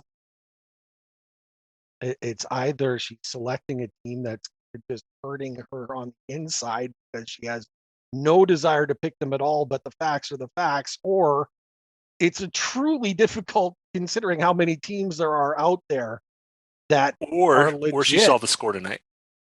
did they score again? No. Yeah. Oh, Dun, dun, dun, dun, dun, dun, dun, dun, Ba-ba-ba. dun, dun, Ba-ba-ba. dun, dun, dun. Oh, and Sorry that's Sorry for the awful. interludes. Was With it Army. Mista We were Svechnikov? stalling for time. That's what Caller. Ray and I were just stalling for time for you. I'm Uh-huh. sorry, Oh, Courtney. it's Mista Svechnikov. Look, Ooh. I edit Zach's articles. I have to put inappropriate letters of A after he types Mista because he just puts one, and I'm like, no, this is not appropriate, sir. What do I'm you gonna- think, Courtney? I'm gonna go with a team that I'm not confident actually going to do it, and everybody's going to think that I'm crazy. But I gotta go with my Maple Leaf. It's not a bad pick because they have looked It's a very really, bad really pick. good. Well, Very now bad. it's a very bad pick, maybe because they haven't gotten out of the first round in forever. But the stats and the talent is there, They have to do it sometime, right? And The laws Yeah, of probability. I mean- Eventually, they have to win another round. One day they have to, but it's My- it's beginning to look like Chicago Cubs level curse at this point. It really is. My 1B option is the Rangers because of Shesterkin. see now the reason why I think you made a great pick in the Leafs so much is Campbell. Jack Campbell is My heart. solid. He's great. He is great. My And heart. then like Mitch Marner just recently scores a power play goal for the first time in forever, right? Like 100 all of games? these, yeah, it's Yeah, yeah. unbelievable. Like amazing talent that are just kind of breaking out. They've got a solid squad. There is They no can- reason why If they can they. just get Mrazek to be a solid backup this year, Oh, Hey, now. back. you know Tread- what tread goalie they carefully. could really use to play with Jack Campbell? Yeah. Look, Mrazek made Freddie. us crazy. Freddie Anderson. Oh, Freddie we love that Anderson? guy in Carolina. They, We they love love Yeah, I him Freddie very bet you much. do. We appreciate that very This much. He year. Oh, learned hey, how to tell play Caroline I goalie said out of thank you. nowhere over the summer. He's like, I'm gonna stop everything. Just wait Gonna till the start being playoffs. good at hockey. Wait until the playoffs. I don't I know. feel Did like- he get rid of that with the He did this Maple in Leafs? Toronto every year. Mr. Anderson has a defense line up front of him that is Sick. far and Doesn't matter. beyond better. Does not matter. Oh, Have Courtney, did you know see it some of matters. those goals he gave up for the Leafs? Oh yeah, I saw them. I also saw the team in front of them. We don't talk about that. I'm We a don't big talk Ted, about that. I'm a big Ted Lasso fan, and I think Toronto needs a sports psychologist to be like, guys, They need you're Jesus. good enough. I don't know what you're they smart need a enough, Ted- and no. gosh darn it, people like you. People like they you. need a And you- Ted Lasso coach. They don't need a sports psychologist. They need a Ted Lasso They could They use need a that Ted Lasso person to get over that hump. to be in the room like belief. They need an The- exorcism. They the need spotlight, and again, well, there you go. But look, and I touched on it very earlier. The spotlight in Toronto is hold on. they scored. Okay, well look, Yay. we got to give you your chance to celebrate. We got to give Go, you your Courtney, chance go. to celebrate. It's only fun. Give her, Courtney. Jesper Go. Boquist scored for the Devils. It is now 2-1. They cut the lead in half. There you Woo! go. Beautiful. Enjoy- I have to. I'm not going to apologize for it. I was complaining earlier today about first line Martinook again, but it was Martinook from Jarvis and Shea. Like, it Oh, worked. wow. Holy Wow. crap! Not gonna It lie, worked. it took me forever to realize that his name is simply pronounced Shay. We, Brady we, Shea. we still call him sketchy because it just looks like I sketchy. read there's Sometimes a he lot of is. consonants in there, and they don't go together. And I was like, what? What? That It's SNL just like- skit with Chance Yes. the Rapper Yes, was the best. was Too many I consonants. Nope. laughed until I cried. Like he's It's like just turn around, like Shillington nope. and Calgary. How would you get Shillington out of a name that's spelled Kylington? Yeah, I don't know. that's you got me beat Umlauts there, Umlauts and accents. That's how. and no question. To get back now that we've celebrated 2-1 goal fairly, we just in Toronto, the spotlight is unlike the pressure is unimaginable. I couldn't possibly fathom what it must be like to be a player and to be wired in such a place where everyone is talking about everything you do, every tiny mistake, every success. I mean, while the upside is great, even the smallest of downsides, and you don't even deserve to be in the NHL. I mean, Never you saw how mind. people came after Mitch Marner after last season's playoff. Yes. Oh my god. Yes, they went after him hard, and in a sense, rightfully so. But there is too much of what, you know what I mean. You can just have too much of one thing, and so look for the Leafs. That's a great pick. They're a solid squad. Not an easy win for the opponents on any night, and they have tools. They have everything. It's what we've been saying for at least a couple of years now. There is no reason why they shouldn't be one of the favorites moving on. They have the talent. They just have to be able to put it together. They just Can need they to this make sure season? their toolbox doesn't disintegrate mid-playoff round. No question. Well, I No feel like question. the pressure on them is immense as well, just because, at least from what I've seen, I'm not in Canada, but from my Canadian friends on the Bird app where we all met, they all complain, even when they're outside of the Toronto market, how Toronto gets all of the attention. So it's an either you love them or you despise them because It's they take legit. over everything. Takes a That's special legit. kind of person to play There's in that no pressure. oxygen. Yeah. There's no oxygen in the country. Toronto consumes all of it. Toronto consumes all of it, and whether that's strictly media driven. I mean, you can watch your regional programming and stuff where everyone gets their taste and their props of what they need the Sportsnet West covers, the Oilers and the Flames properly. The Pacific gives Vancouver their place and stuff like that. But Toronto, and because there are fans across the country, they just steal the oxygen in the room. You're right. Yeah.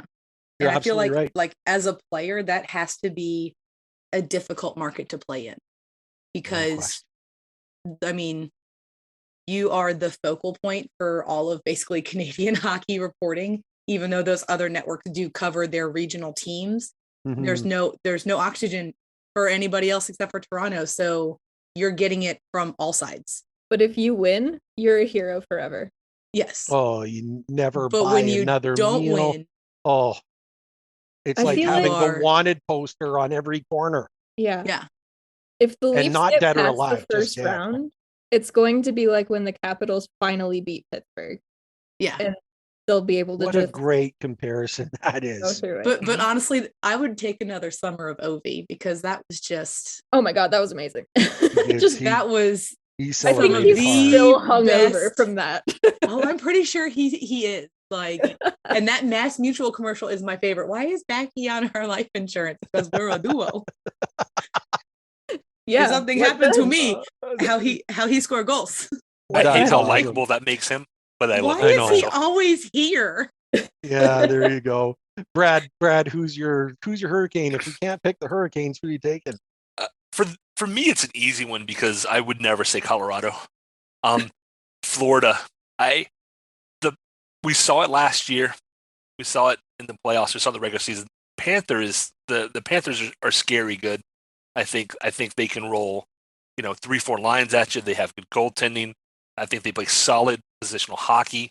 They're fast. They're one of the teams that can throw. Florida, Colorado. They can throw the Hurricanes game, for example, right back at them. Like if you want to play up and down the ice, we'll play up and down the ice. And I think Florida is just one of those teams that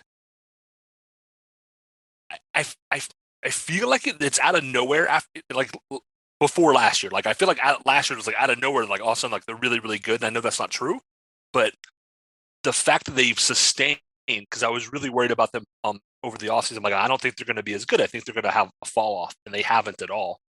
And they're playing really good hockey. I mean, they're Playing they're really right good there. hockey while they're losing 3-1 to the Sharks right now. Ooh. That's With that's Bob in stunning. net. If the So goaltending can hold up, that's a big question. yeah, But Wow. Barkov I mean, scares me. that is the story of hockey, though, right? Like, if Right. the goaltending holds up, then like you're good to go. But I mean, they're losing. It's the 29th of January, because obviously I know this isn't being released today. They're currently losing at the end of the second, 3-1 to the Sharks. Yeah. Well, Tampa got swept by Columbus in the playoffs once. So There And we you go. all loved it. Oh, I'm God, not it gonna was I lie. did enjoy that. We won the Yeah. most regular season games ever. that was Yay. Swept by Presidents, Columbus who right out of the cares? playoffs. but That was Barkov is beautiful. scary good at hockey. Yeah. Huberdeau is And scary good at hockey. Love watching those guys play too. True. Oh gosh. That series between Tampa and Florida last year was the best. The Battle of Florida is like number So- 2 to the Battle of Alberta. Yeah. Yeah. Like the Battle of Alberta, if you can watch the game, then you need to be watching the Mhm. game, because Yep. it's old time hockey at its finest. But It is. the Battle of Florida is otherworldly. Finally, right? Like finally both teams are good at the same time. It's a Exciting. miracle. Exciting. Hockey is healing. Teams are good again. There you go. Being a Southern guy, I still go back to the days when we used to be called the Southeast when it was regional. Yeah. And I'm looking at the standings, and it's Florida's 2, Tampa Bay is 3, Carolina's 5, Nashville 7. I'm like, The other No, Not day, for the- Southeast the anymore. purists who were like, hockey doesn't belong in hot climates. Like, it does, and those teams are kicking all those northern teams' butts. I love The it. other Thrashers day- would come back.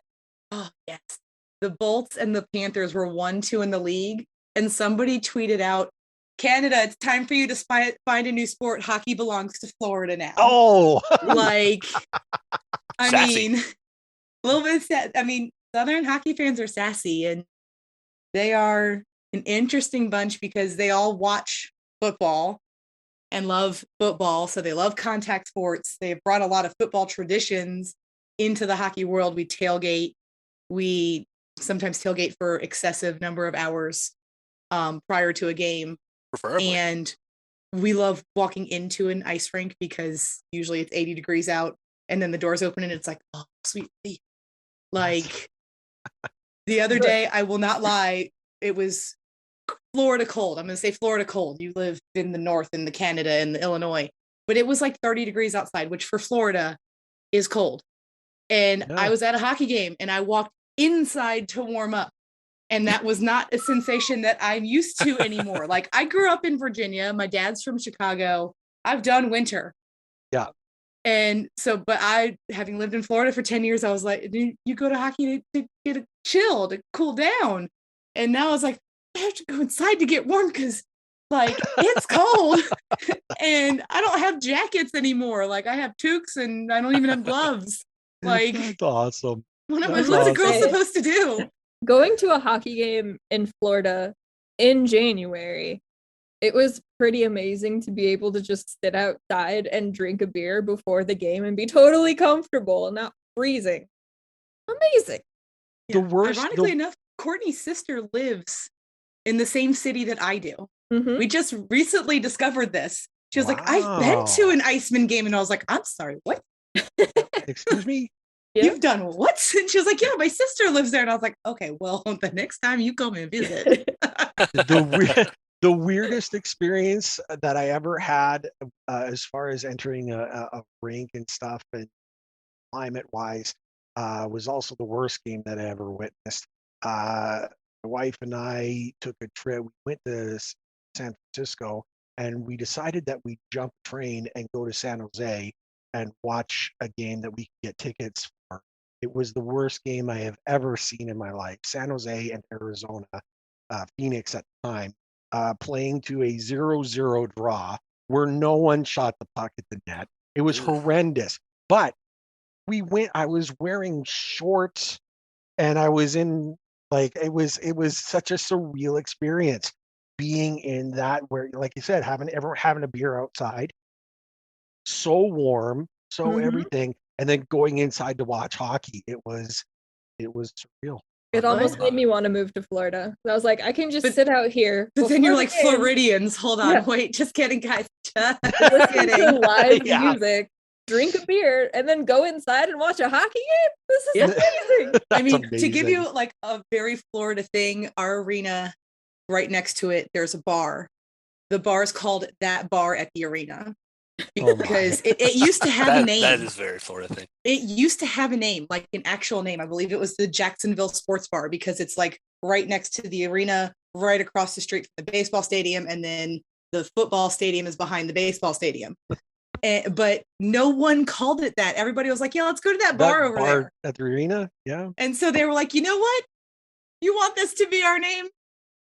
Fine. We are now Yeah. That Bar at the Arena. That's The amazing. manager That's there is a smart. Buffalo Sabres fan. Like, he wears Oh wow. Buffa Slug, like Yes. the Buffa Goat. Yes, the Buffa Slug. The Bring Buffa it Slug is my back. favorite. People are like, bring back the Buffa Goat. They're doing it. And I'm like, no, bring back the Buffa Slug. I want the Buffa Slug so Like, bad. I got drafted by Buffalo in NHL 22, and every game we play in my Via Pro mode, we wear Buffa Slug jerseys. We wear Yes. Buffa Slug home and Buffa Slug away. Because if you're not going to trade me like I've asked you to, then we are wearing these jerseys. Thank you very much. That's outstanding. Hey, at Oh least my they God. hold you as high in esteem as they do Jack Eichel. They're just like, no, you're just staying here as long as we can keep you. Apparently, you I can't need to have like. surgery to feel better. Actually, you just have to. But I must say, like, the Blackhawks making the right move when Tyler Johnson got injured and needed the same surgery. They're like, all right, buddy, Yeah, do it. go do what you need to do. That's And I the was only like, thing they've done right in a decade. I was So like, There you whoa, go. what just happened? Like, they Yeah. didn't Jack Eichel for Tyler Johnson. They were like, oh, you want to have this surgery that only Jack Eichel has now had? Go ahead, buddy. Go Ray for knows. it. We support you. Ray knows Indeed. Kevin Adams is still my favorite Hurricane of all time, and Yep. I love the guy, but I'm just like, dude, like, just give him the damn surgery.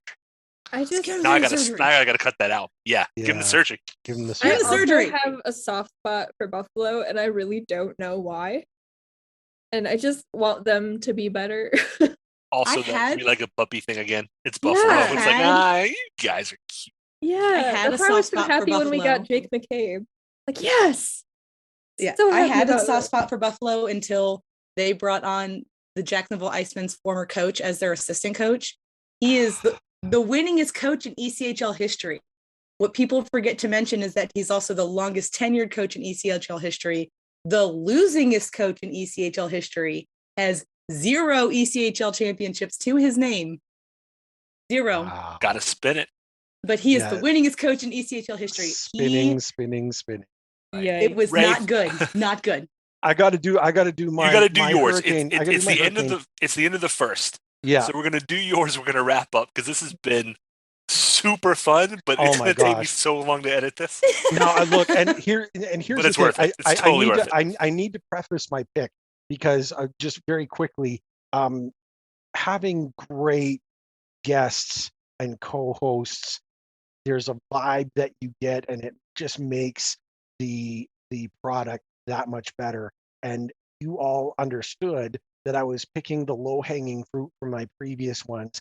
You left the low-hanging fruit for me on this final selection, and it's the Tampa Bay Lightning. Oh, Tampa, and look, I understand, but here, and this is why it's low. This is why it's low-hanging fruit. Number one, you are the champ until you are beat, and people haven't been able to beat him. Number two, Vasilevsky. There is no goaltender better in the league than Vasilevsky. In the playoffs, maybe, but not during the regular season. And that's when you win the cup. And yeah, well, that's who when won you the win the Vezina cup. last year? They have no, Marc-Andre true enough. Fleury did. He did, but I'm telling you, Vasilevsky tried to beat him last season. It was when we did beat him, he played just well enough to hold them in long enough for the rest of the team to come through. Guys like Braden Point, Sergachev, who else? Kucherov. I mean, and then and of course Stamkos. The lineup is through and through championship caliber, and they have not been defeated in the playoffs yet. And until they are ousted, as much as I'd love to see them ousted in 4 straight as they have in the past, they are the team to beat by rights. And it's ridiculously low-hanging fruit. I prefer all of your selections over mine, but I had to. We just knew you were going to go for that low hanging fruit, so we just that's left what it I'm sitting about. there for Yeah. you. But I could never, ever Bring yourself. have that be my choice.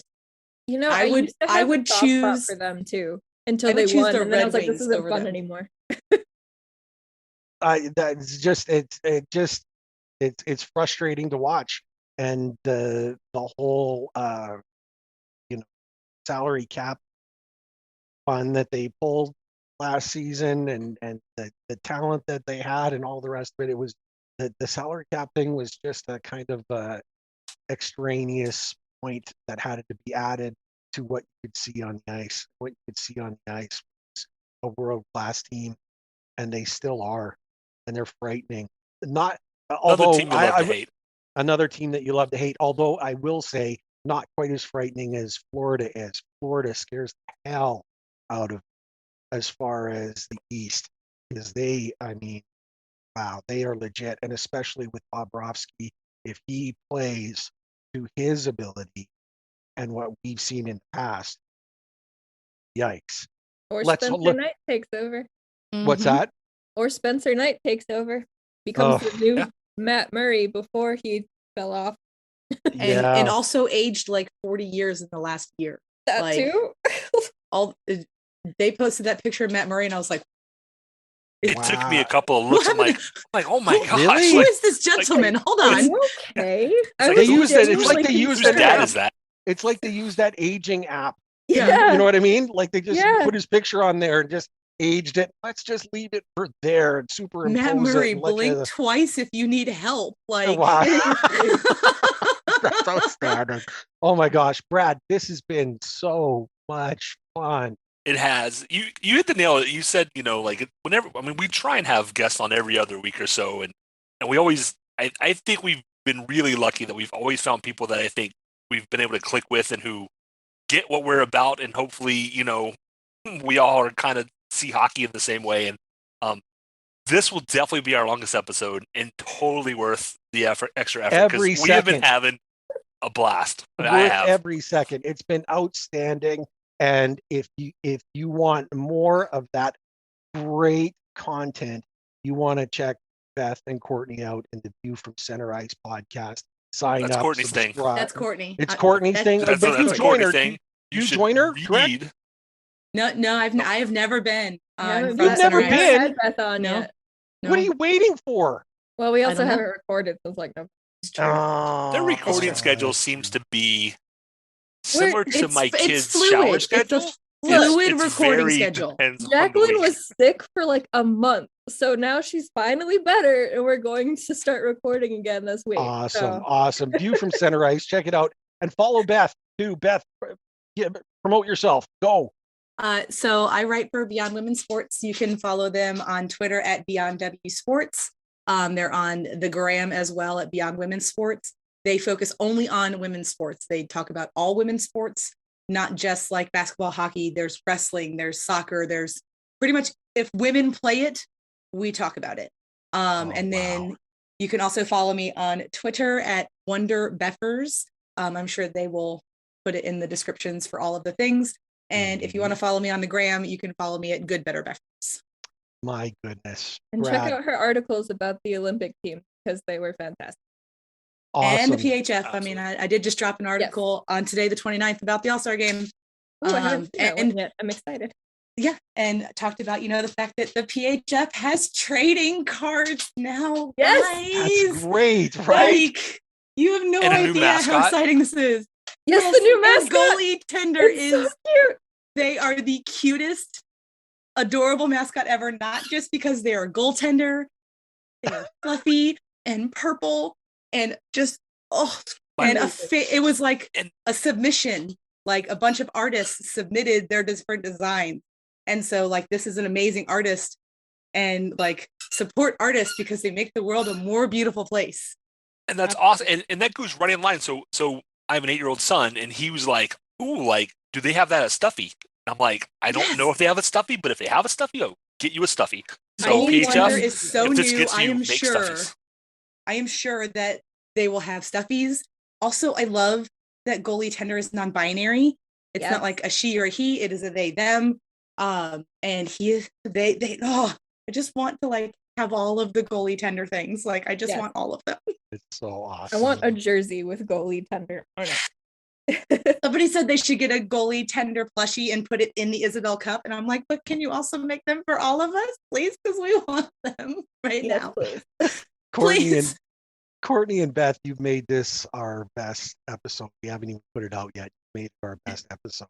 Thank you Thank so you. much For sure. for having us on. Thanks for having us on, guys. Thanks for agreeing to come. We Of course. anybody who listens to our podcast almost definitely knows us through Facebook or Twitter, and so I go back and forth with you both on Twitter quite a bit. So I'm sure that your names will be familiar to those people on Twitter. So, but thank you for joining us. We've had a ton of fun, and I'm going to let you both go because there's 2 periods to play in Carolina. There's only a 1-goal lead. That's not much in the NHL anymore. So, And the Devils are on the power play. say, Let's go, Devils. we normally end this with a Go Canes. I'm not sure we'll get one out of Courtney, though. I don't think we will get one out of court. Maybe it's just the two of us. We Go got to live Dougie, by what we do. maybe? Dougie. Can we get a Who Go doesn't love Dougie Dougie anyway? Hamilton? Dougie Hamilton is the best. Who doesn't So love what? him? So what is there left for us, Brad? Go Canes. Go Canes. Go Ice Hogs. Mista Svechnikov? Oh, he's the special. Mista Svechnikov? That's all I got. Thank you everyone for tuning in. Ray and I greatly appreciate your support in helping us produce an informative and fun podcast. As always, we'd like to say that we believe hockey is for everyone. Whether you're a Caniac or a bunch of jerks, doesn't matter, as we're just a couple of jerks anyway. We would love to hear your questions, comments, and suggestions. We will do our best to answer anything hockey related. You can reach us by email at stormcellar97@gmail.com. On Twitter, we are at stormcellar97, and on Facebook at facebook.com/stormcellar97.